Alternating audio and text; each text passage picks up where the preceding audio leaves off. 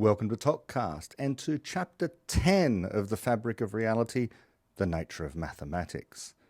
Today I'll be talking about an issue, a topic, a chapter that really I've mentioned as much as I've mentioned anything else on Talkcast over these last few years.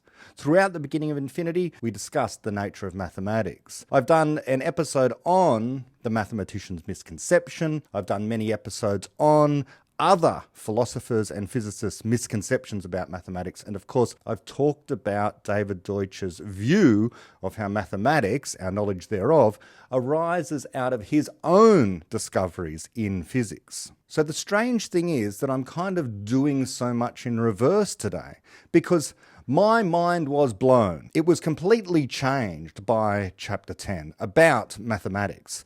The first time I began to think, hold on, this mathematics stuff that I've been told throughout school, high school, and then university, how mathematics stood apart, it was a realm of certainty. It was the one place where you could get to the truth, in fact, turned out to be just as fallible a domain of knowledge as everything else. This was, to say that this was surprising is a massive understatement. Even though I'd read the previous 9 chapters of The Fabric of Reality, I couldn't have predicted the content of Chapter 10. I wasn't smart enough, I suppose. But it didn't enter my mind that all that stuff about conjectural knowledge that had already come also applied to mathematics until it was laid bare for me here in this chapter. And once again, as I talk about throughout the Talkcast series, one of the most thrilling parts of the worldview of David Deutsch is this sense of vertigo you get when you first encounter it, and then rather often when you hear the man speak, because your cherished assumptions about the world, when you think you're this erudite, educated, intellectual person who understands at least part of the nature of reality, then Deutsch hits you in the face over and again with how everything that you previously thought, in fact, is wrong. And this is no exception. This is a prime example, pardon the pun, of exactly this phenomenon. There were the 2 big occasions in the book that I've talked about before. The first was Chapter 2, Shadows, where the ground fell out from under me, that in fact, hey, you could understand quantum theory. That was here in The Fabric of Reality. Also, again, when David Deutsch undermined solipsism for me and said, because hitherto I'd kind of bought into the idea, as many do who study philosophy and physics, that Descartes kind of got something right. Namely, that I think, therefore I am is a certain or necessary truth each time you utter it. So it wasn't until earlier on in The Fabric of Reality that you read that there's an argument against this. Namely, that argument is that if you're the only thing that exists in the universe, you're a solipsist if you buy into this idea that you can be certain yourself that you exist and that's the only certainty you have and everything else could just be a dream, well, you're still buying into relativism with some needless philosophical baggage, because all you're saying is that the content of your mind, your dream, is just as complicated and complex and behaves in the same sort of autonomous way as regular realism does. It can be investigated via the methods of science and philosophy and mathematics in the same way that regular realism can. So these were 2 moments of vertigo at least, but this stands equally as tall. This idea that everyone is brought up with, that mathematics is absolutely certain, you can't possibly question anything in mathematics. How could mathematics ever be wrong? Mathematics stands apart from everything else. Well, here we go. We're just going to apply fallibility to mathematics, but not just. And where does this come from anyway? Now, I think David Deutsch's spin on this adds something quite new via his own personal discovery of the theory of quantum computation. It brings physics into the picture, into the Popperian epistemological picture of fallibility that we have. Yes, you can get there about the nature of mathematics via Popper alone. Namely, mathematics is just conjectural. All knowledge is conjectural. All is a woven web of guesses. You can get there via Xenophanes 2,500 years ago. What does Deutsch add to this? Well, he adds a fundamental physical theory to the picture as well.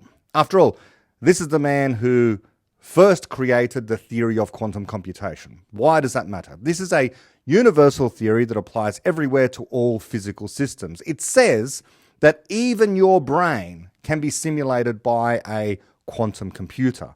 Every single atom that's vibrating there could, in principle, be simulated by a quantum computer. What does this mean? It means that there is a one-to-one correspondence between the internal workings, the goings-on inside a quantum computer, and any physical process, including your brain.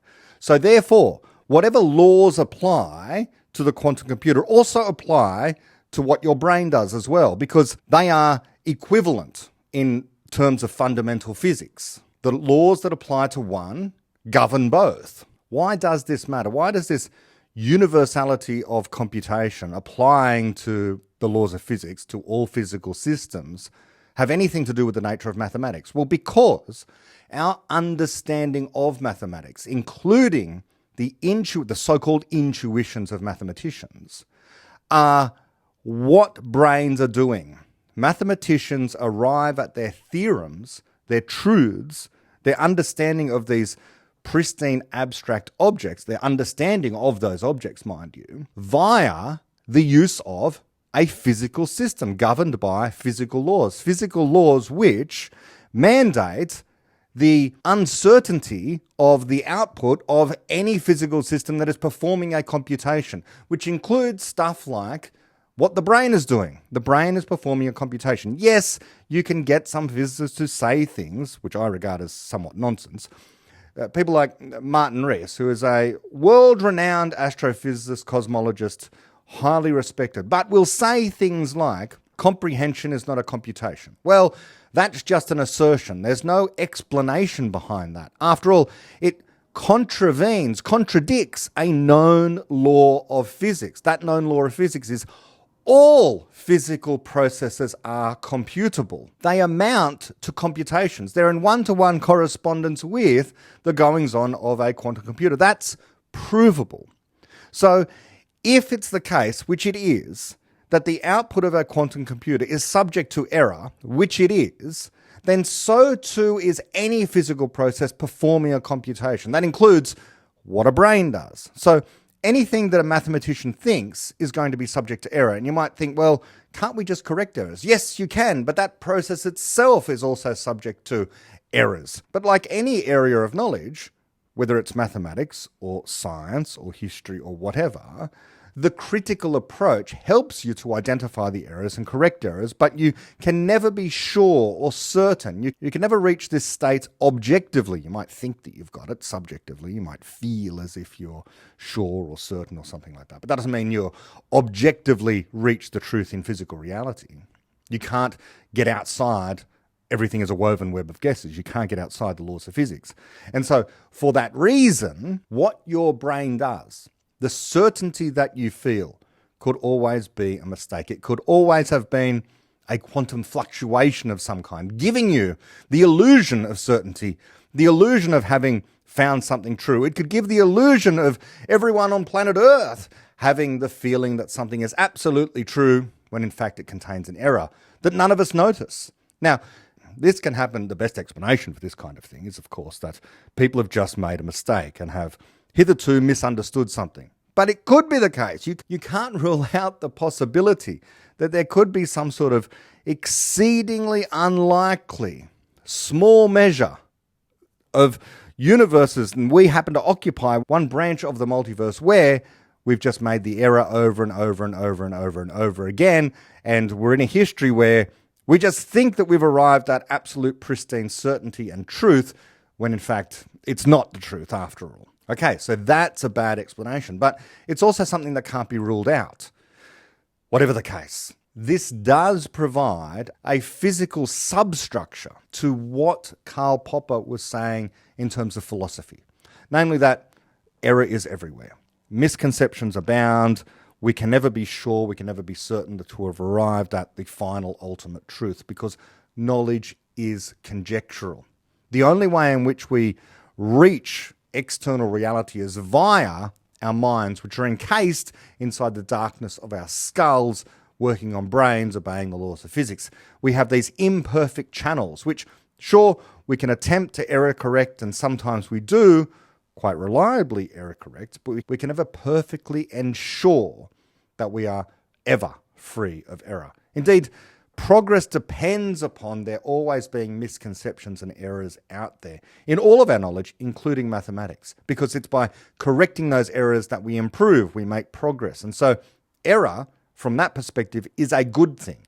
The fact that it exists, the possibility of error, means the possibility of correcting errors, which means the possibility of moving forward. If there wasn't an error somewhere, that would be a block to possible progress in that domain. And that's not a good thing. We want to make progress everywhere in all directions. Infinite in all directions, all the time. So this chapter of the fabric of reality, the nature of mathematics, was written before I think the arguments were even better refined by David himself later on, under the title of what he has come to call the mathematician's misconception.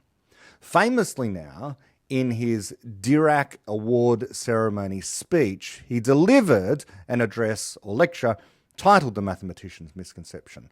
The text of the speech is here on his website. I've done some podcasts about it. You can watch the lecture itself, which I highly recommend. And it talks about the contents of chapter 10, but in new ways. It approaches it in subtly different ways. It's also, of course, there in the beginning of infinity as well, in the reality of abstractions and peppered throughout much of the rest of the book as well. Ultimately, it just comes down to human beings are fallible. We are fallible creatures. Our minds are performing computations. This is very difficult for some people to understand, I think, and to appreciate the full implications of that. What our minds are doing is computing stuff. Very few physicists, it seems to me, although they tend to agree with the basic underlying principle, don't seem to appreciate the implications thereof. Namely, the implication being that you can always be wrong, even about mathematics. This is why I've done so many podcasts, and in particular, this one here, which focuses very heavily on the mathematician's misconception. As you hear people like Max Tegmark enunciate over and over again, although he understands physics very well, I don't think he understands the implications of the universality of computation and of quantum physics in particular. Although he understands quantum physics, the philosophical implications are very important. He illuminates for me what I tweeted out recently about how, lots of people who do philosophy degrees, they will study formal logic, which is highly symbolic. It looks technically difficult. It looks like mathematics, but it's not quite mathematics. And certainly studying logic to a high level of proficiency, as one can do, even mathematical logic, doesn't give you any insight into, let's say, calculus. It doesn't even tell you anything about trigonometry. These things are separate areas of mathematics, if you like. One doesn't automatically translate into the other. You don't get the other by osmosis. In the same way, you can do an entire degree in pure mathematics and never have a good understanding of the laws of physics. You might be technically proficient in mathematics, but you just don't understand, you don't have an intuitive feel for the laws of physics. You don't know how to fix an engine, you don't understand what the standard model of particle physics is, you might not even understand what general relativity is, what the implications are, all that kind of stuff. And in the same way, in precisely the same way, you can be a theoretical physicist, technically proficient in solving your physics equations, in understanding the history of physics and be able to perform calculations using general relativity and quantum theory and maybe even string theory. But at no point do you study the fundamentals of epistemology, much less Popperian epistemology, the correct stuff, the right stuff, the good stuff. But a lot of physicists, although they understand the first two moves are invalid, namely, understanding logic doesn't mean you're going to understand mathematics more broadly, and understanding mathematics quite broadly and deeply doesn't mean you're going to understand physics at all. They understand all that's true, but they don't seem to appreciate that exactly the same move is invalid when it comes to being a good physicist and understanding epistemology. Epistemology doesn't come along for the ride, so to speak. It should, and it would be nice if it did, but people just aren't taught epistemology, and insofar as they are, they have a folk epistemology, which is completely false. Even the philosophy departments don't teach this stuff. There's no one outside of the community of people who have coalesced around the work of David Deutsch and Karl Popper who really understand this stuff properly. Yes, I have to say it. That's just the way it is.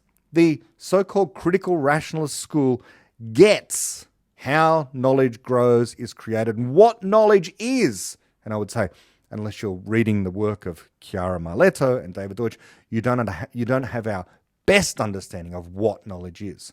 You'll have a completely misaligned view about knowledge. You will have a Platonic type view. You will have the objectivist type view that you can get to certain knowledge and all this sort of incorrect stuff. Anyway, my point is here that often people go to physicists.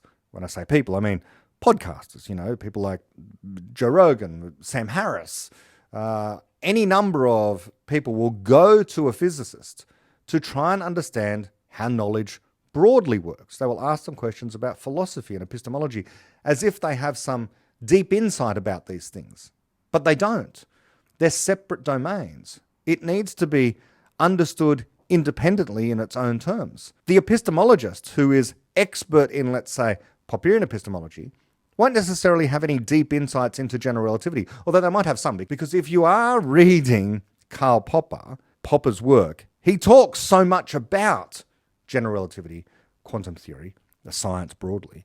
And so therefore you will end up having some understanding of those areas because he's always drawing on examples or instances of where his epistemology applies in real life science. A rarity in philosophy. You don't get this in Ayn Rand, for example. She doesn't draw her examples from the history of science. She draws her examples from an abstract realm or from morality or from economics and finance and certain parts of history, but it's not grounded in science, which is where I think philosophy is best applied because it's clean. It has nice, clean examples of how knowledge is generated and what knowledge is.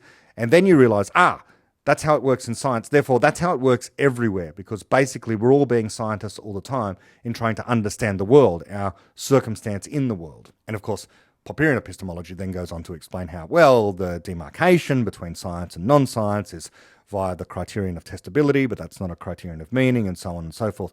All that kind of stuff comes in, and so then you understand that science is this kind of separate thing. Okay, my point still is physicists in general don't understand this stuff. They don't understand how knowledge is created, what it is, and so they are liable to make the kinds of errors that Max Tegmark makes, or Sabine Hossenfelder makes, or Eric Weinstein makes, and so on it goes. The list of physicists is, as long as the list of physicists that you can name, who think that mathematics has this special place in the pantheon of subjects that we can study, namely that it is a realm of perfection, of Platonic ideals that we can have access to. David Deutsch brings to us a different vision of what the relationship between knowledge creation and people and mathematicians is to the stuff they're studying. These are separate things. Your understanding of the truths of mathematics and the truths of mathematics themselves, and how to bridge that gap via this method of, as Karl Popper explains, conjecture and refutation, forms of criticism. This is different to all those other philosophies that are out there about this kind of stuff. And it applies to logic and perception and all that stuff that Ayn Rand and the objectivists get completely wrong when they get so much else right. Now, it may seem like I'm picking on the objectivists here, and to some extent I suppose I am, because they're emblematic of this particular error, the error that is described by the mathematician's misconception, because I think the mathematician's misconception runs deeper than just mathematics. It's the very idea or mistake that the empiricists made as well, that there is this royal road to certain perfect truth. And the mathematicians still hold to that today. They still hold on to this notion that you can intuit your idea or perceive perfect truth in some way, shape or form. You can get outside of what Xenophanes called all being a woven web of guesses. Once you take that truth seriously, this idea that we're conjecturing our way to knowledge, all is just this web of guesses, that you can't see the truth, perceive the truth, and access the truth, the final truth, but instead all you can do is conjecture what you think could be the truth and create knowledge about that stuff. And by error correction over time, guess that you might have found some truth, some useful information, something we call knowledge, which has some of the errors corrected. So we have a movement in the direction of more truth, broadly speaking. But again, that too is not guaranteed, as David Deutsch spoke about in my conversation with him with Naval Ravikant. We talked precisely about how, well, you just can never know that what you're building in terms of this edifice of knowledge might itself contain all these terrible misconceptions. Maybe, just maybe, what you have is something more like a religion. But then again, I might say something like, well, even religion is not in the whole completely false. It can contain a whole bunch of misconceptions and supernatural nonsense and so on and so forth. But it might still be converging on certain truths that you can get independently via other routes that don't involve the superstitious nonsense, let's say. But all of that aside, the objectivists, like the empiricists, like a whole bunch of other philosophers and philosophies, claim that there is this way of reaching perfection in our knowledge in some way. That although they will admit, and Ayn Rand actually does admit, that we human beings are fallible, that reason is fallible, that nonetheless, there are certain moods in which you can be absolutely certain, like a law of identity, because they can't imagine how it could possibly be otherwise. They want to have a foundation. Everyone wants a foundation, except for Karl Popper and David Deutsch. We talk about how you don't need a foundation. It doesn't require a foundation. You're constructing a web, not a building. And there's a difference. The web is sort of all interconnected and it's able to capture reality to some extent if you're building a good web. But it's not like a building where you have the foundations at the bottom. And if you find a flaw with the foundations, then the whole thing falls apart. The whole thing falls apart. No. What we say is, well, what you're calling foundations might very well shift and change, but the whole thing, the whole structure doesn't have to fall apart.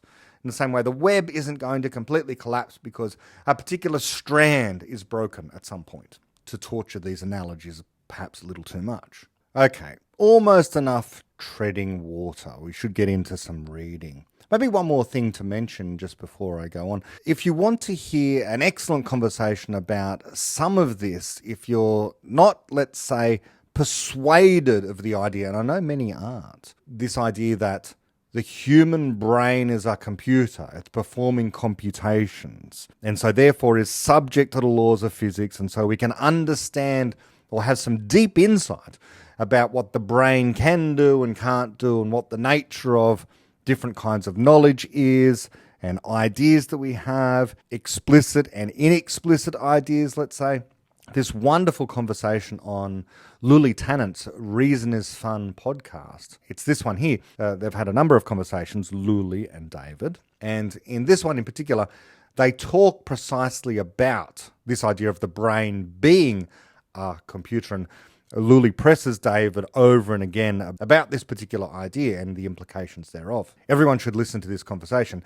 You can hear Luli probing the truth, okay? The truth that all physical processes can be simulated by a quantum computer, and so all physical processes are subject to the same errors as what computers are, and so the uncertainty is kind of built in at a fundamental level. And so therefore, inexplicit ideas, we can't get to them directly, in the same way we can't get to any ideas directly. Everything is, again, this woven web of guesses, and if you want to try and fix something about your mind, let's say, that too is always going to be error prone. And it's understandable that people struggle with this. But I put it on a par with this notion that the brain just is a computer of a kind, of a special kind, of course, of a special kind, but you can't get outside of the laws of physics. It's that whole idea of, if you have a new explanation, a new theory of physics, and let's say it disagrees with the law of the conservation of matter, well, no big deal, because the law of conservation of matter isn't a law anyway. It sort of applies in chemistry to some extent, but we used to think it was a proper law that governed everything. And then we figured out, well, there are these things called nuclear reactions, which absolutely violate the law of conservation of matter. So no problem. Your new theory of physics violates the law of conservation of matter. No problem.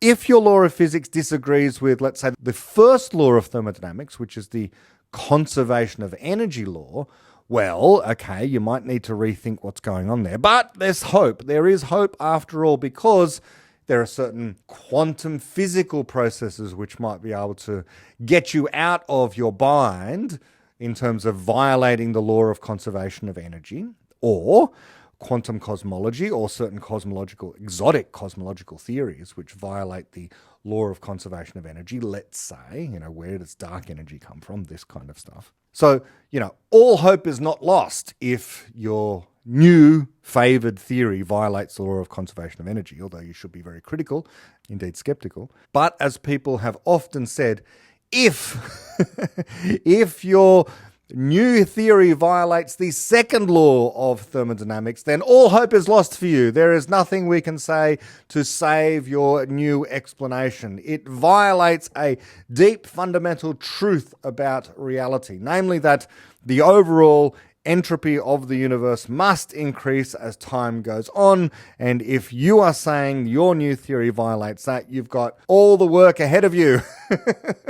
I would say that this idea that all physical processes are computable, and a special case is, well, what the human brain is doing is a computable function. It stands on the same level as the second law of thermodynamics, or indeed something like neo-Darwinism, this idea that genes are the unit of selection for evolution by natural selection, which explains why we have a diversity of species, all this sort of stuff. That is a fundamental truth of biology. And if your new theory of biology about birds or something violates that in some way, well, all hope is lost for you in your ornithological theory, or your theory of dinosaurs, or whatever it happens to be. If you try to step outside of that, you've got problems. All the work is still ahead of you. So too, if your favoured theory of how the mind works, or of the brain, or of psychology, or something like that, tries to say that the brain is not some kind of computer, all hope is lost to you. Maybe not, okay? Everything is fallible. All knowledge is conjectural. So yes, the second law of thermodynamics could be wrong. Evolution by natural selection could be wrong. The gene might not be the unit of selection. Not all physical processes might be computable. Maybe you found a quantum gravity computer that challenges our present understanding. But that's the whole point. Our present understanding is our best understanding at the moment. It's our deepest understanding of how science works and reason is applied to the universe. And so we need to take our best, deepest theories seriously. It's not to say it's impossible for them to be wrong. In fact, quite the opposite. We expect them to turn out wrong. But in the meantime, if you want to make progress, take them seriously. And when you're talking emergent stuff, make sure the emergent stuff comports with what you understand the fundamental stuff to be about. And there has to be a marrying of this. And if there is a contradiction between these two things, your emergent theory of psychology, let's say, and the deep truths that we understand of physics, then so much for your theory of psychology. Now, I don't think that Lully is making this error, not by any stretch of the imagination, but in certain moods you can hear people do object to this notion of the brain as a computer. It's not dismissing, there's nothing dismissive about that claim. It's not saying, well, the brain is just a computer, so therefore so much for qualia, so much for consciousness, so much for the deep insights that a deeper understanding of, let's say, memetics and psychology could bring to us. No, there's still the richness of human experience is there, the complexity of humanity and the way in which minds work is all still there. It's just it's bounded within a substrate of physics and what we understand physics to be.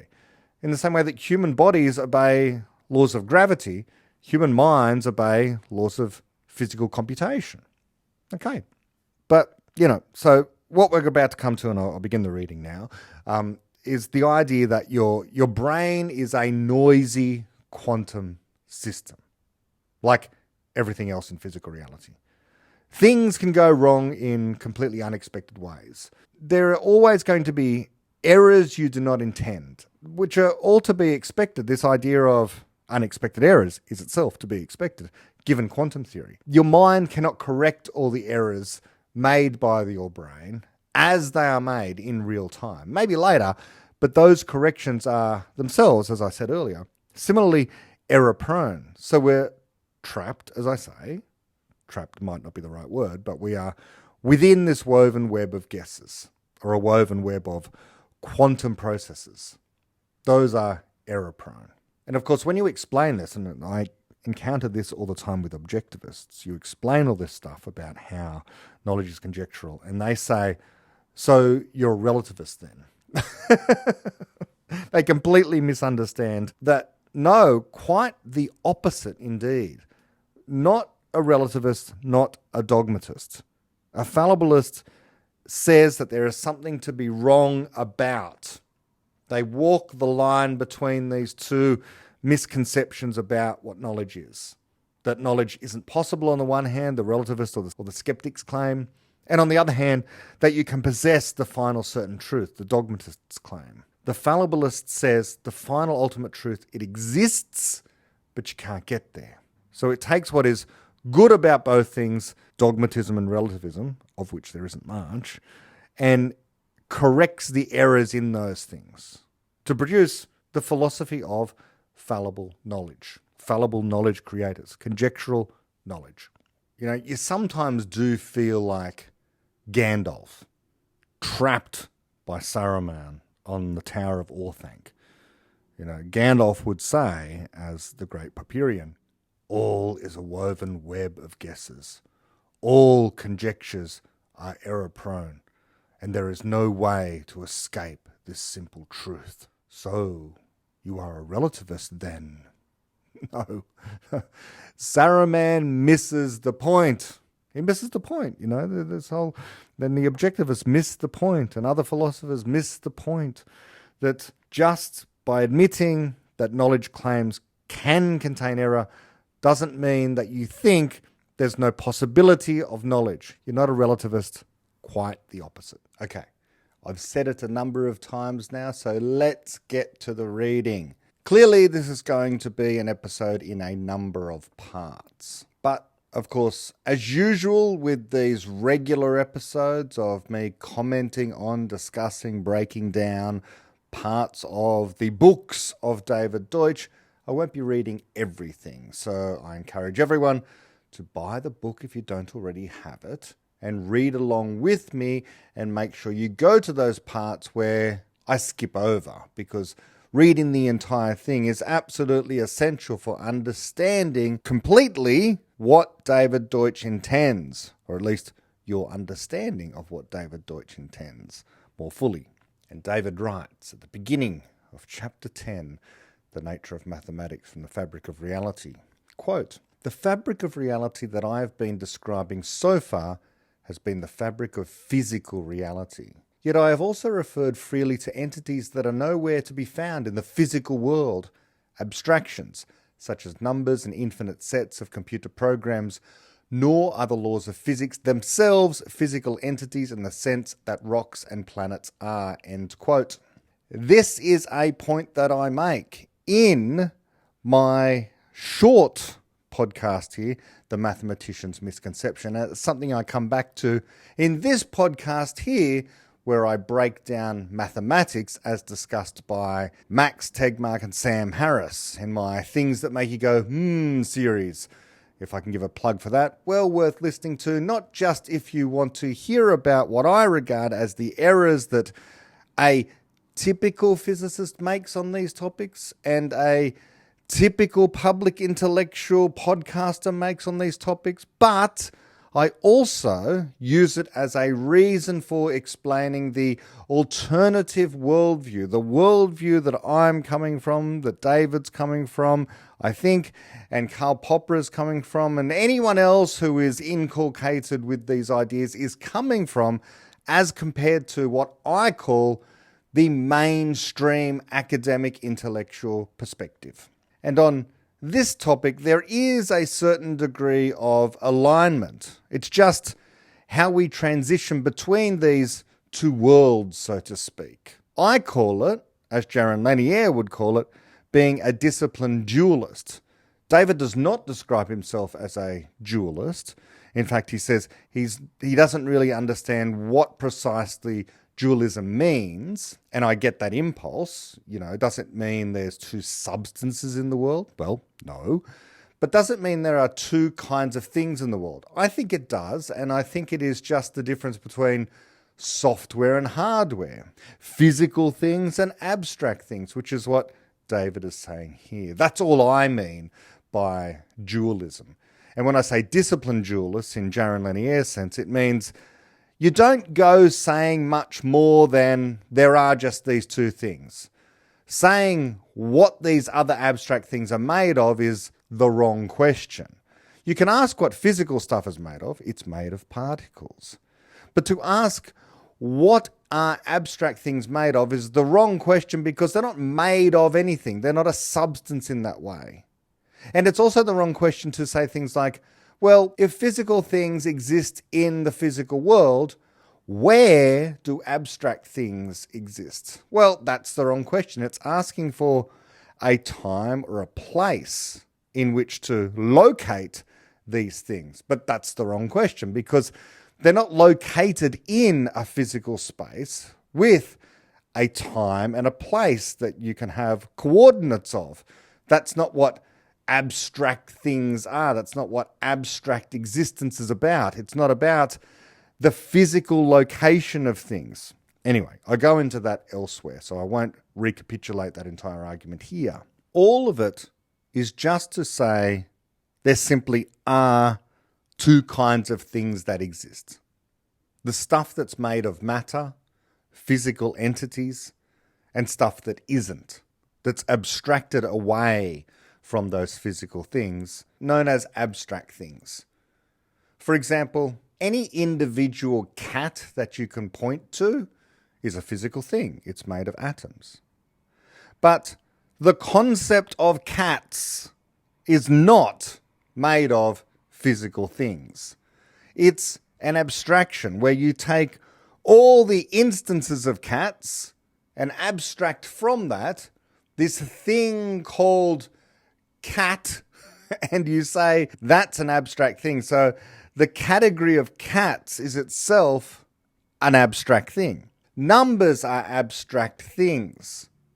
Concepts like justice are abstract things. I would call them ideals that we come to understand increasingly better over time, but always imperfectly. But there is this ideal, a principle, if you like, that when we put into practice, we imperfectly implement it, and we can come to better understand it over time. But it exists, and it exists in better and better ways in the physical world. But we're striving for something. In the same way that with mathematics, we're striving to understand numbers. And we do that through physical symbols, instantiations, representations of those things that have independent existence. Then we get into really complicated kinds of abstractions. Things like software, because software not only is an abstraction like number, but unlike number, it also has this property of running.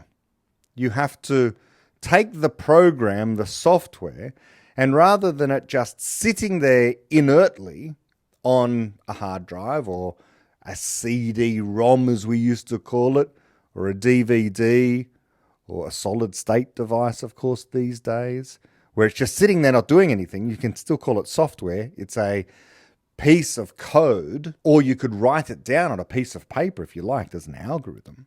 It's not doing anything. But when it runs, well, the software is running and it's doing stuff. And so that's a different kind of abstraction that now has physical effects in the real world. So that's a different sort of thing. It's still an abstraction. Knowledge itself, broadly speaking, is a kind of abstraction that must be instantiated, be represented in the world for it to exist. You can't call something knowledge if it doesn't exist yet. That's not knowledge. It's not something that we know.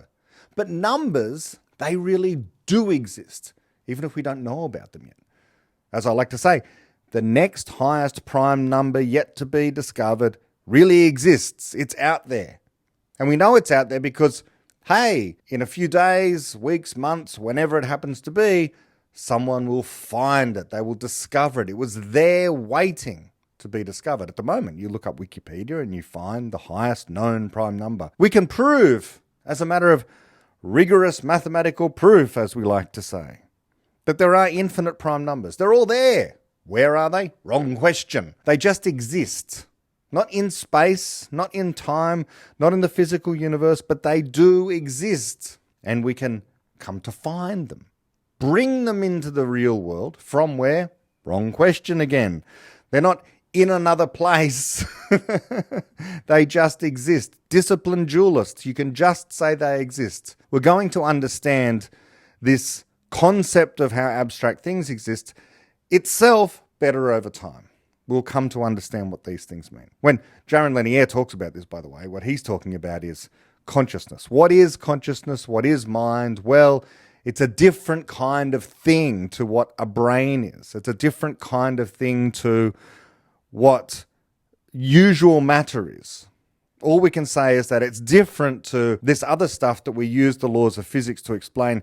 Hitherto, mind you, we just don't know how to incorporate consciousness fully or mind fully within our conception of physics yet. We don't fully understand it. But we're coming to. So for now, we just have to be disciplined. In other words, don't make crazy claims that you already understand consciousness. You already have a theory of consciousness without us properly being able to write down the algorithm for it, if you like. But that must be possible, as David Deutsch says.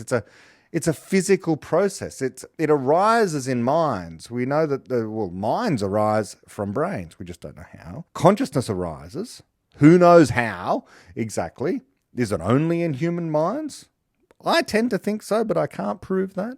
Maybe it arises in lower life forms as well. Maybe dogs are conscious. Maybe apes are conscious. Maybe bacteria is conscious. Okay, I think that's a little bit crazy to start going down the panpsychism route. That's another story. I'm getting away from things, but let me just finish this point. That knowledge is this weird thing that has to be instantiated. Numbers are a different kind of abstraction that don't have to be instantiated. Some of them are, the ones that are unknown or have never yet to be instantiated. An infinite number of numbers will never be instantiated, but they still exist. In other words, we'll never possibly write down all the possible numbers that are out there. You know, if you want to talk infinite and different kinds of infinite, well, all the different kinds of infinite are out there in mathematics, but because they're infinite, but the universe has a finite number of ways in which the matter can be arranged, it's simply physically impossible to instantiate all the numbers. That's that. Mind is different again to all those other kinds of abstraction that I have mentioned so far. David Deutsch talks about this in this question for David that I asked years ago now when I completed my series on the beginning of infinity. One of the highlights of, I suppose, my own life here, full stop, but also, highlights of my podcast series was interviewing David, getting to talk to him precisely about this. And one of the questions I was keen to get his opinion on that he doesn't talk about much, but of course he's willing to talk about anything when you ask him, was this question about the nature of mind. And he makes the point here, well, mind is different. It's a different kind of abstraction again. And basically what he says is, well, unlike all those other kinds, including knowledge and including regular software, it needs to be running. It needs to be instantiated physically, just like knowledge. It needs to be running like software kind of needs to be running to be software rather than just code represented as hardware. But also, does mind need to be running in a particular kind of physical substrate? Does it need to be running at a certain speed? How fast? These are questions yet to be answered. After all, if you were to take the algorithm for mind, whatever that is, when I say mind, I mean a conscious creative thing like people are, and you just wrote that code down as an algorithm on a piece of paper, that wouldn't be a mind. Not yet. It would be the recipe for a mind. Now, let's say you put that into a regular computer and ran it really slowly. Would that be a mind then? Don't know. Maybe not. Maybe it won't work just as a simulation in a computer, yet we don't know. Is there something about wetware? I tend to think not, because of the universality of computation, but the question is still to some extent open to us. We don't know the relationship between different ways of processing stuff. Is a neural network different to a regular kind of information processing? Is what a brain is doing different to a neural network? I think the answer is yes.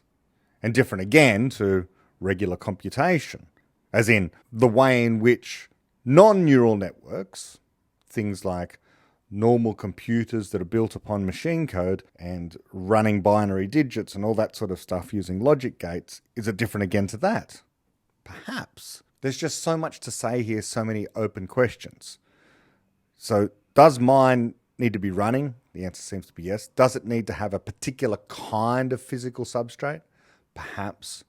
Does it need to be running at a certain speed? Perhaps. All these questions are open. Maybe they're all easily answered. Maybe it's just no, no, no. It doesn't have to be running at a particular speed. It doesn't need a particular physical substrate. And mine just is like any other kind of physical program to that extent. I don't know. It will be an interesting day when we can refute all the claims that you do need a physical substrate and you do need a particular speed of runtime and all that sort of thing. But I've certainly made the point. There are two different kinds of things with existence in this universe. Purely physical stuff and things that are a bit more than just physical stuff. Okay, so that was 15 minutes on less than a paragraph. But let's persevere. I think we'll get through just a few more paragraphs and we'll just treat this as a prelude to the chapter itself. Let's keep going. David goes on to write, quote, "As I have said, Galileo's book of nature is only a metaphor. And then there are the fictions of virtual reality, the non-existent environments whose laws differ from the real laws of physics. Beyond those are what I've called the can't-got-you environments, which cannot even be rendered in virtual reality. I have said that there exist infinitely many of those for every environment that can be rendered, but what does it mean to say that such environments exist? If they do not exist in reality, or even in virtual reality, where do they exist?" End quote. So just remember here, Galileo's book of nature, David says there is only a metaphor, the idea that the book of nature is written in the language of mathematics. There is no such book of nature. You can't just look at nature, open up the so-called book, and just get from that book the knowledge, to extract the knowledge. That is the ancient misconception that implies a bucket theory of mind. Basically, the facts are there, just look at them and you'll extract the knowledge out. This is the objectivist mistake, right? They think there's a book of nature. They think you can just see reality, perceive the knowledge. This is Ayn Rand's mistake.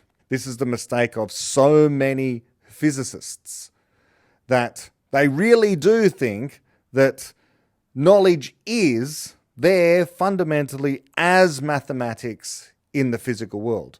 And it also leads to these misconceptions, and Sam Harris talks about this, and this is this ancient idea, ancient now, of the unusual effectiveness of mathematics in the natural sciences. Okay, yes, so it's true. The natural sciences employ mathematics.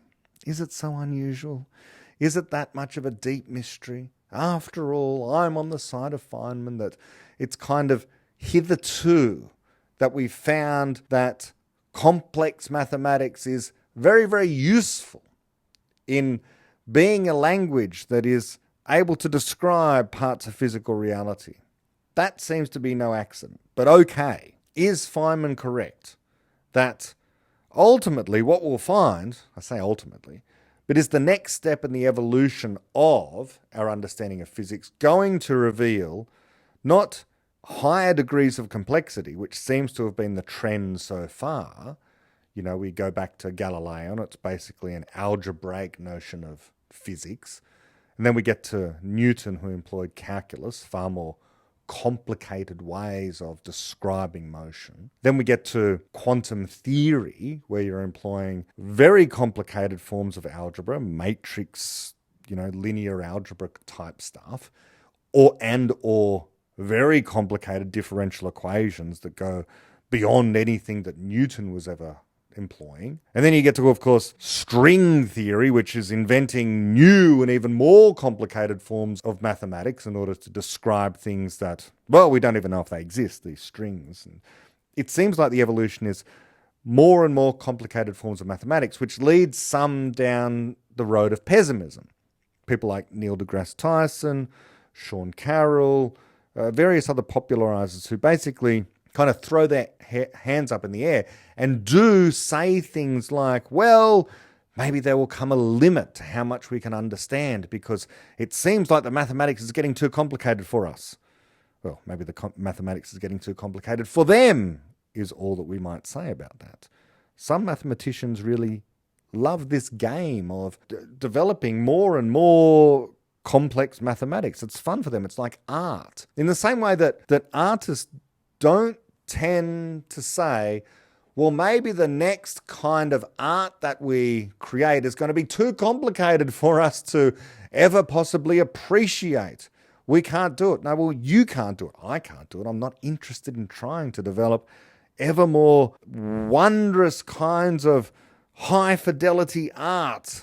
It's just not my thing. Whether it's a form of visual art of the kind that, AI is now producing that is even beyond the capacity to some extent of human artists to do, or new versions of cinematography that go well beyond my skill and talent to ever replicate, and most people's, but some people are really into that kind of stuff. That's great. That's for them. If you're really interested in these things, you will develop new techniques or new kinds of apps, let's say, new kinds of code. Does anyone in the computing community say things, do any coders say, maybe the next kind of app, the next generation of app is just going to be too complicated for us to ever possibly appreciate and ever possibly write. There's a limit to how complicated apps can become.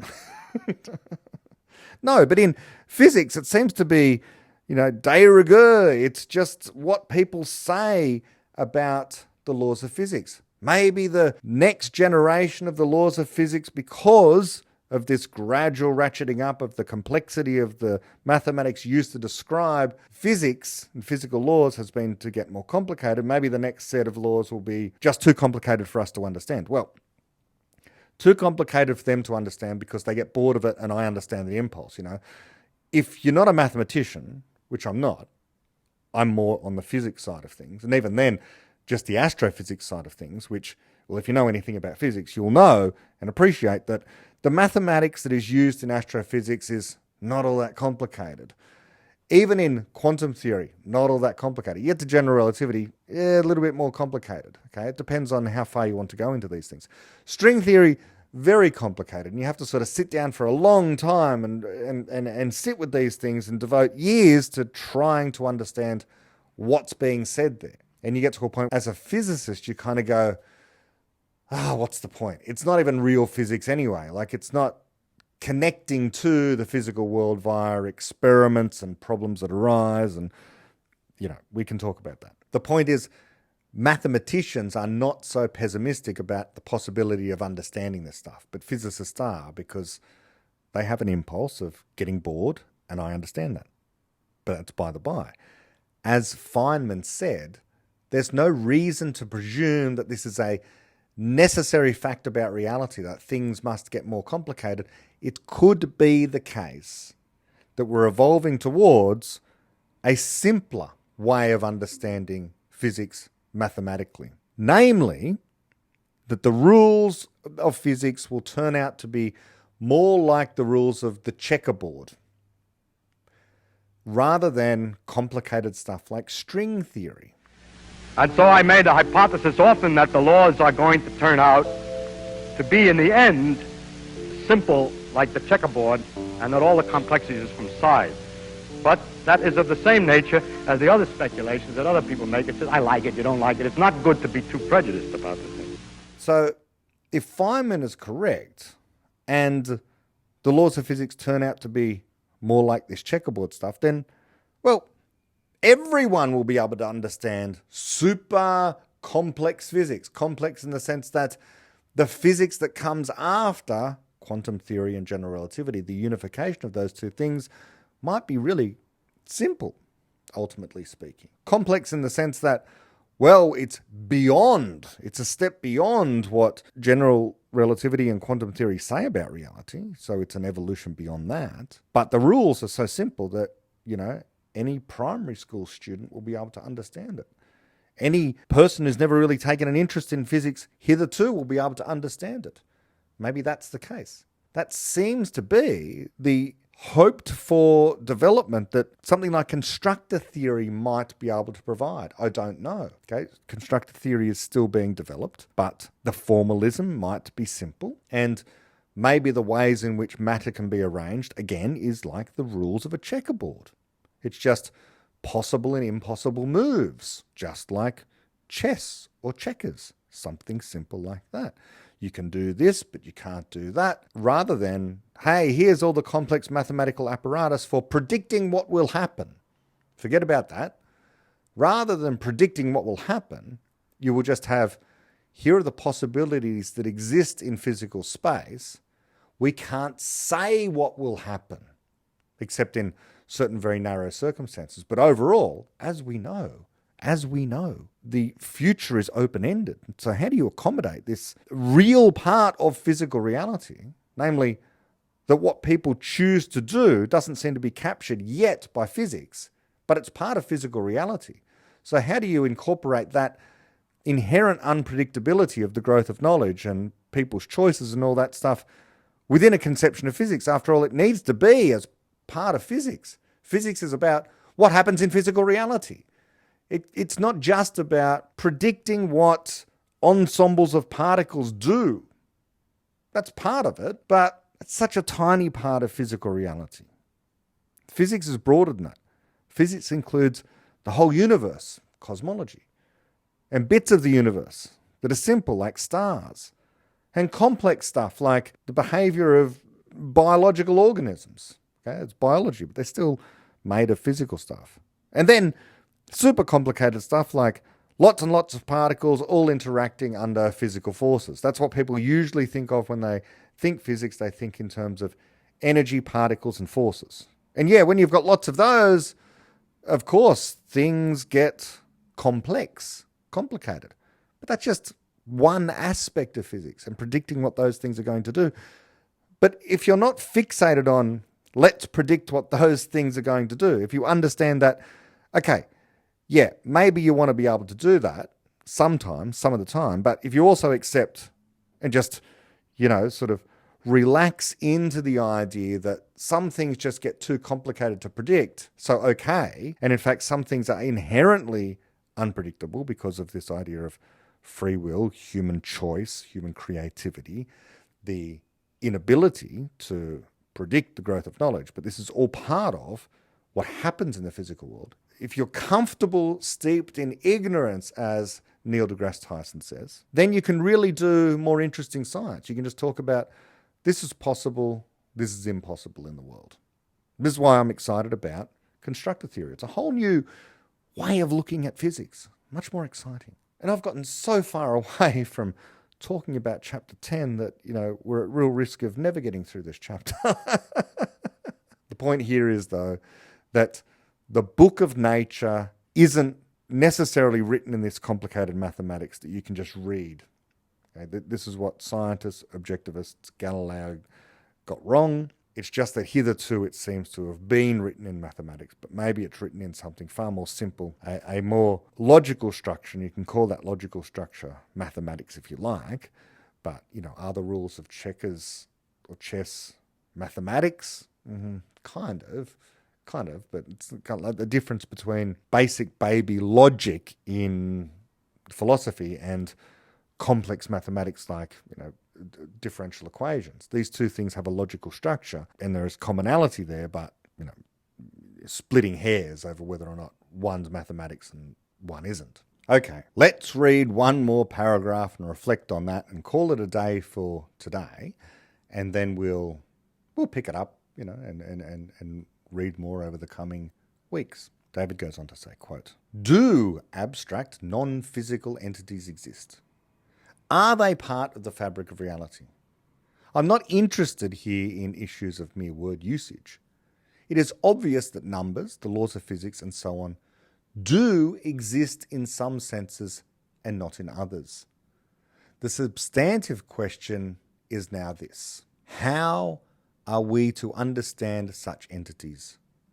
Which of them are merely convenient forms of words referring ultimately only to ordinary physical reality? Which are merely ephemeral features of our culture? Which are arbitrary, like the rules of a trivial game that we need only look up? And which, if any, can be explained only in a way that attributes an independent existence to them? Things of this last type must be part of the fabric of reality as defined in this book, because one would have to understand them in order to understand everything that is understood." End quote. End of the reading for today. Let's reflect on that last point first. The whole point of the fabric of reality, and David's work broadly, is to understand everything that is understood right now. And so what struck me in that wonderful podcast with Luli and David was Luli's probing of David and pushing David on this point about the universality of computation and how it applied to, let's say, the existence of inexplicit ideas and what practical implications it might have and all that sort of stuff. And it seemed to me David's point there was, well, he's trying to understand everything that is understood. And what is understood, by which we mean what we have presently good explanations for, includes the universality of computation. So let's take that as read. That's what we understand. So if we want to understand other stuff, hitherto not yet understood, then one good starting place is to start deep, fundamentally, beneath what the brain is doing and what the mind is capable of doing and what's going on there in terms of physics, which constrains the possibility of what these emergent things are able to do. So let's take seriously this idea of the universality of computation, which implies the brain is performing computations. After all, every physical system has this one-to-one correspondence between, as I keep on saying, what's going on in terms of the motion of particles or what the neurons are doing and the possibility of simulating these things with a quantum computer. So there is this direct link between computing stuff and the physical things. So to understand everything that's understood, that's going to be part of it, part of the way in which we constrain the world. Now, could the fundamental things that we understand right now be wrong? Absolutely. But as I often say about these things, that way lies kind of a dead end in terms of making progress. It's possible that everything we know could be wrong, but if you're going to assume that, you're not going to get very far, because all that's going to happen is you're contradicting all knowledge, which is itself already a criticism of anything you might put forward. So somehow you have to say, first, what's wrong with that deeper fundamental theory? Point that out. You might have this wonderfully self-contained theory of psychology. I often talk about Donald Hoffman, right? Donald Hoffman has this interesting idea about how, well, reality out there might not be anything like what we think it is, which so far so good. That's precisely what, the fabric of reality kind of implies, and the work of David Deutsch more broadly in the beginning of infinity kind of implies. We don't get to final physical reality. But then he jumps to, so therefore we don't have an understanding of physical reality at all. All we have is a kind of interface which evolution has provided us with, which could be completely misleading in all ways. And then it gets a little bit wishy-washy. Then he steps beyond what we already know, and he never connects with what we actually know. He never talks about the universality of computation. He never talks about physics as we know it. He just says, he just asserts, he just comes out with something that everyone has, something that so many people have come out with before. Consciousness just is fundamental, and it's the deepest thing. It is what constrains everything else, without ever saying what consciousness is, except to say, well, he's got a mathematically precise theory of consciousness. He doesn't. I've read the papers, okay, the papers that he's put out, and prepare to be underwhelmed with the level of detail. Prepare to be underwhelmed with how he connects any of these things to physics. He says that the physics, literally, comes out of his theory of consciousness, which would be a good project if it was true. But it's not true. He doesn't ever extract general relativity and quantum theory from his theory of consciousness. If he did, then we could have something to talk about. But he doesn't. He just promises that this would be the case, or will be the case in some future development of his theory, but it hasn't happened yet. It's just a promise. But he's at least thinking along the right lines that this is what it would take. Okay? If he had a deeper theory of physics, namely a physics of consciousness, which then enabled us to predict, to show how quantum theory and general relativity arose from his theory of consciousness, then yeah, he'd be right. And if his theory of consciousness was testable, which it isn't, his so-called mathematical theory of consciousness just isn't anything like it. It's just not. And I think it's a little bit of a grift now, unfortunately. A lot of people are bamboozled by this. They don't understand the mathematics. The mathematics isn't particularly complicated. And when you look at it, it's just epistemological error after epistemological error, disconnected from, as I say, the fundamental theory, the fundamental explanation at the bottom, the deepest we've gone so far, of physical reality, which is the quantum theory of computation. It brings together quantum theory, our deepest known physical theory, with computation, the deepest understanding of how information processing works. It unites them together. It therefore constrains what is possible for minds to do, what knowledge can be created and how it can be created. All of that stuff. So knowledge creation exists in this substrate, if you like, this it's kind of, for want of another word, nested within. All these things are nested within this universality of computation. That's at the bottom. It's not to say it's the final bottom, that it's a proper foundation. But David Deutsch works at the foundations while denying that, foundations are a final ultimate thing. Okay, foundation just means it touches all these other areas. Okay, a foundational deep theory has connections to and constrains what all these other more emergent things say about the world.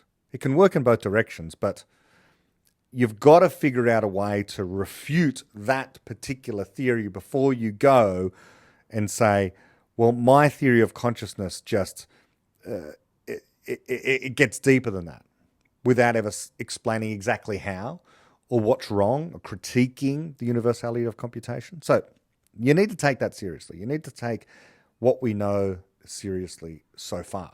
And so that's what David's doing. So when he talks to Lully about this, and he's kind of saying, yeah, I'm interested in what you have to say about this inexplicit stuff. I want to understand it better, but hitherto, mind you, I haven't heard a proper good explanation of this stuff.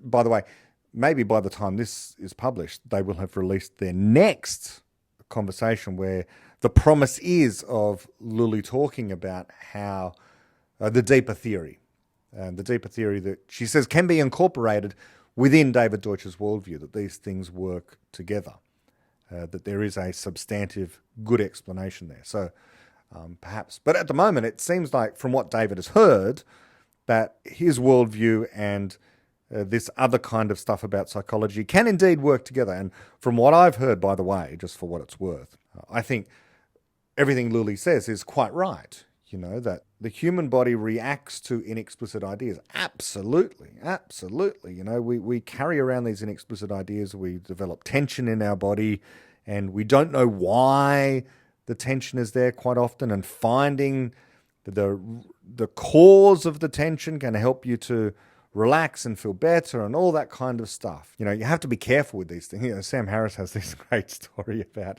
how when he first got into meditation, he used to think of himself that he was just so relaxed about everything that he would go around just staring into people's eyes because he was so relaxed. And he realized that this wasn't a way of being relaxed. This was a way of, in fact, quite the opposite, of making other people feel very uncomfortable. It was a little bit deranged. And he realized that this is not true enlightenment or insight of they're just looking into someone's eyes and being very, very comfortable. And, you know, it's a bit of and he admits himself that there was a kind of dishonesty to the whole thing, that he was just kind of pretending and, you know, seeming to be relaxed and just looking at people and you know, staring intently at people's eyes because he just felt that he was just so enlightened that this was the way in which you were able to convey to people how relaxed you are and how much you understood them and that you were present in their presence and all this sort of stuff. So anyway, he talks about that. And I do get that sense sometimes with some people sometimes who tend in the direction of, let's say, certain kinds of practices like that, that there's a genuine risk of not connecting with people but distancing yourself from other people. Not that Lully's doing this, I'm just saying that within the world of psychology, mindfulness, self-help, self-improvement, all that kind of thing, there is, in the Venn diagram of those people and reasonable versions of that, there is some crossover at times with, you know, that concept of all the zeal of a convert, you know, learning about, certainly you get this within Popperian circles, absolutely, you know, people new to Popperian circles. And I fully encourage people to take the idea seriously, but there is a risk sometimes, you know, and I may very well have been this. I know I was certainly this when I first encountered atheism. Certainly I was the worst kind of atheist when I first read Dawkins and I read Harris on this. I became one of those evangelical atheists. I just wanted to convince everyone that religion was ridiculous, you know, and you get the, especially if you're coming out of something like Christianity. And then, of course, it takes some, for want of another word, degree of enlightenment to realize, hey, it's not all bad. You know, yeah, you've figured out something, that there's a lot of nonsense there in religion, but you don't have to evangelize in exactly the same way that recent converts to religion will evangelize. All the zeal of a convert. You have to be especially critical, and people who are new to Popperian epistemology have to really take seriously the idea that the criticism applies to them and Popperian epistemology as well. I go out there, I evangelize to some extent about the work of David Deutsch and Karl Popper. Absolutely.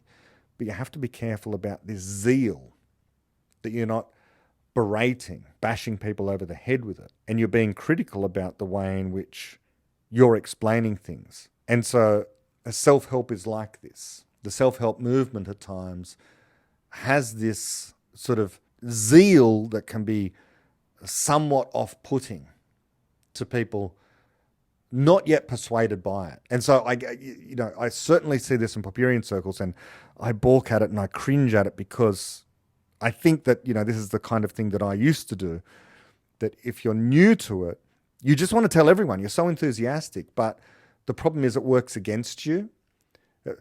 Objectivists are wonderful at this, by the way. Wonderful in the bad sense. They're filled with zeal. And it's one of the reasons, there are many reasons, why people are put off the work of Ayn Rand, because the zeal is so much like religion. Obviously, it's not religion. I think they're right about so many things, but the proponents of objectivism, of the work of Ayn Rand, are ever trying to persuade people in very enthusiastic and emotional ways and accusing others of being, enemies or mixed, as I often complain about, that unless you are fully on board, then there's something wrong with your mind. All the zeal of a convert, it turns people off. So we always, everywhere, have to be careful of that. And again, I've gone off onto a rant that has absolutely nothing to do with this chapter. So let me just go back to David's questions here. So moving all the way back to the beginning of his list of questions here, he says, do abstract non-physical entities exist? So he's going to explain that yes, they do. And in, I think it's chapter 5 of the beginning of Infinity, the reality of abstractions, clearly he's coming down on the side of yes, they do exist. And he explains a whole bunch of reasons why these abstract entities have real physical effects in the world. The most prominent example is knowledge. Knowledge is an abstract thing by the measure it's independent of any physical instantiation. So it's independent of whether you write it on paper or you type it on a keyboard or you see it in pixels or however the knowledge happens to be represented, in minds. It goes on to have these causal effects on physical things. So the abstract knowledge exists. And not only does it exist, it has real physical effects in the world. David then asks, are they part of the fabric of reality? Absolutely. He says, it is obvious that numbers, the laws of physics and so on do exist, in some sense and not in others. By the way, the laws of physics are a really curious example of a kind of abstraction. They're an abstraction in the sense that, well, they're not made of matter. That's the first thing. Forces are not laws of physics. They're explained by the laws of physics. But then there are the ultimate final laws of physics, idealizations in some ways, the things that actually govern the universe. And then there's our knowledge of those laws of physics. We first thought that Aristotle had an idea of the laws of physics. He was wrong. Then Galileo, his version was incomplete and wrong. Newton, we thought he was correct for centuries, turned out to be wrong. Einstein came along and improved on Newton's classical physics, showing that it was wrong in a whole bunch of ways, but it was still incomplete. Quantum theory then augmented and sort of was in opposition to much of relativity and never really has fit with it. But taken together, these two things cannot simultaneously be true because it's the distinction between the discrete and the continuous. So we're still moving towards an understanding of the laws of physics. And our understanding of the laws of physics is itself an abstraction. Our knowledge of the laws of physics is an abstraction about an abstraction, the ultimate laws of physics. So all these abstract things exist, talking about physical stuff that's made of matter. David goes on to say, the substantive question is this: how are we to understand such entities? Which of them are merely convenient forms of words, referring ultimately only to ordinary physical reality? Which are merely ephemeral features of our culture? Which are arbitrary, like the rules of a trivial game that we only need to look up? End quote. So that's the question of, well, stuff like the literal rules of chess and checkers. That's not Feynman's point. Feynman's point was to say, are the laws of physics, this deep truth about reality, going to turn out to be like the rules of a checkerboard? He's not saying they will be the rules of a checkerboard. The rules of a checkerboard are arbitrary and cultural and, this little side issue about, a game, okay? These don't have any fundamental significance, but the laws of physics will. The laws of physics will absolutely, of course, have fundamental significance. So is our next best understanding of the laws of physics going to be simple like the rules of a checkerboard, which you won't just look up, okay? David's question is, well, you can look up the rules of a game. They're abstract, but, you just read the rule book and there it is. But you can't read the rule book of nature. That's Galileo's mistake. So there we go. I think that's it for today. This has been a long podcast about just the introductory remarks of this wonderful chapter.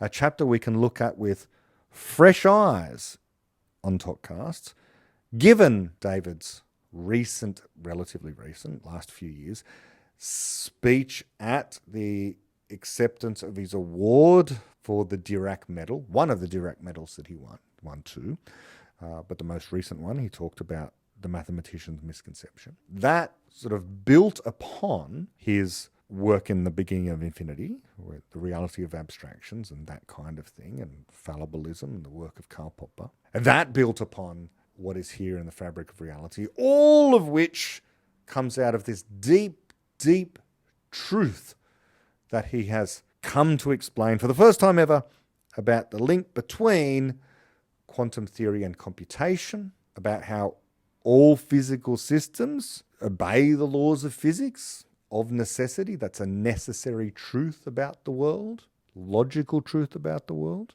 So if you take that seriously, what falls out of that? What are the consequences? In particular, what are the consequences for people generating knowledge? How does it mesh with Popper's own fundamental ideas about epistemology and how knowledge is created? It fits perfectly well.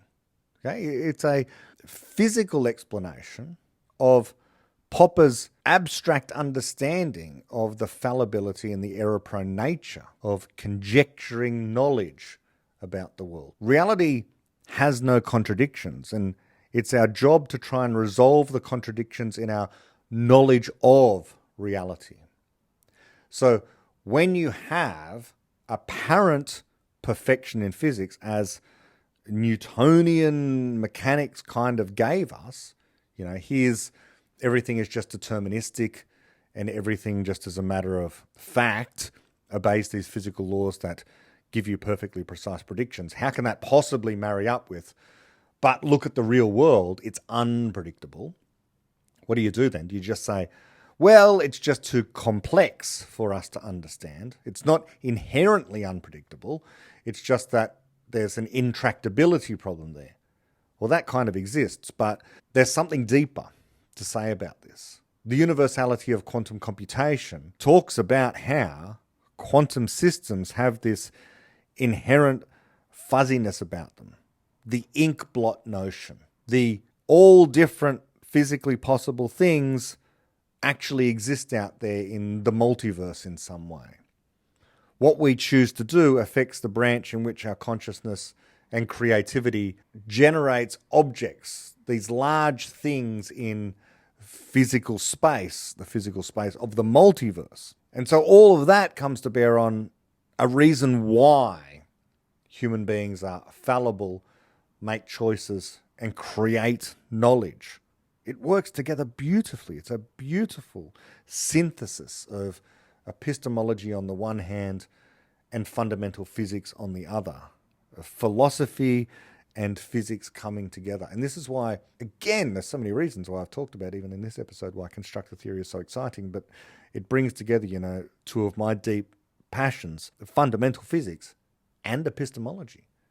It provides an opportunity for a way of unifying these. As I've said a few times before, especially in my series on Chiara Marletta's work, can we have a true physics of epistemology? Constructor theory opens the door to that kind of thing. That's thrilling and exciting. The possibility of figuring out what knowledge is possible and impossible to create. What abstractions are impossible to understand, perhaps. That's the work of Gödel and Turing. And what abstractions we can come to understand better, and how we can possibly make knowledge, perhaps possibly make knowledge fast in some places, but we are restricted to only ever making very slow and incremental knowledge about certain things in other areas. These are open questions that constructor theory illuminates for us, or at least provides us the opportunity for asking and therefore answering at some point in the future. But for now, until next time, bye-bye.